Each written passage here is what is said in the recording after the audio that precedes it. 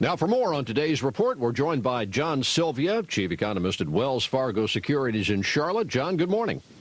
Good morning, Ken. Well, is that pretty much your call, too? 9.5% will be the reading for August?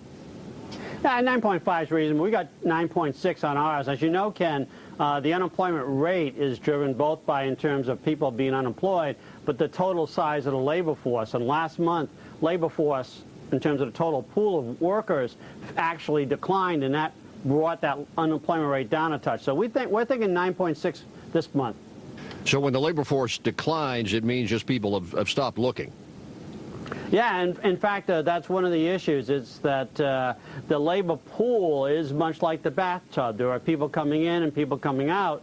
People coming in, generally graduates from high school or college, young people, immigrants coming into the pool, but we also have discouraged workers. And as you know, Ken, there are different unemployment rates that are calculated by the Bureau of Labor Statistics.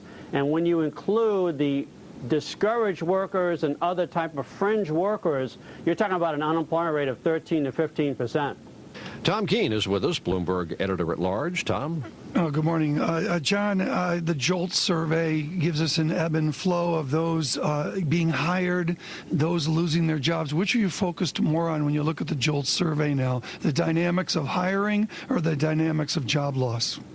Well, for us, it's the dynamics of hiring, because that's going to give us the turn in the overall business cycle. What we like to look at from the Bureau of Labor Statistics survey is the average work week, and that's going to be our most important number this morning, because the existing workers probably will have longer weeks as a leading indicator to the economy before the firm actually starts to hire workers. So once we look at the average work week, then from the JOLT survey, we're looking for hiring, because that's what we really want to see, is that improvement going on. When are paychecks going to go up again? I mean, you mentioned the average work week and all the different ideas around that. When do we see pay start to increase? Is that a 2010 event?